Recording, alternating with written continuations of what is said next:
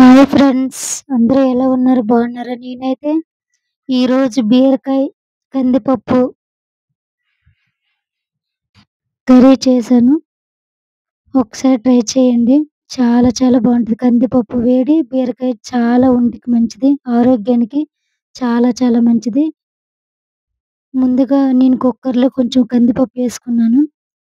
తర్వాత అది తక్కువగా ఉందని ఎర్ర కందిపప్పు కొంచెం ఏసాను. అది చాలా టేస్ట్‌గా, ఈజీగా ఉడుకుతుంది. అందుకని 3 పచ్చిమిర్చి, ఒక టమాటా వేశాను. వేసి కుక్కర్‌లో 3 విజిల్స్ వచ్చేంత వరకు పెట్టుకోవాలి.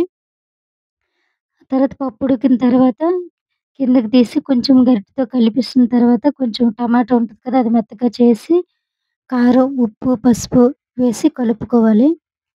కలిపి కొంచెం చింతపండు ముందుగా నానబెట్టుకుంటే మనం రెడీ చేసుకుంటే రసం ఇందులో వేసుకోవాలి.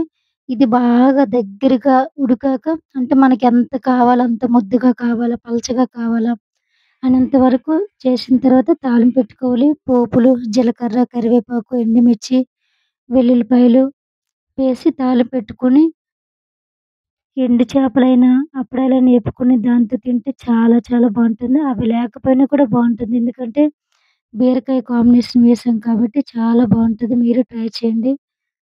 ఫుల్ వీడియోస్ సరిగ్గా చూడడం లేదు ఫ్రెండ్స్. చూడండి.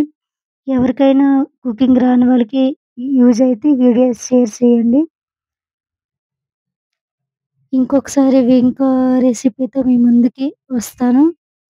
అంతవరకు బాయ్ ఫ్రెండ్స్.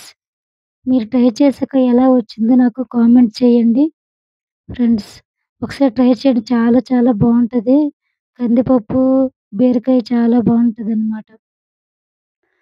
ఒకసారి ట్రై చేయండి. నా ఛానల్ ఫస్ట్ టైమ్ మీరు చూసినట్లయితే లైక్ చేయండి, షేర్ చేయండి, కామెంట్ చేయండి. ఇంకా మీకే కావాలో చెప్తే నేను చేస్తాను వీడియో.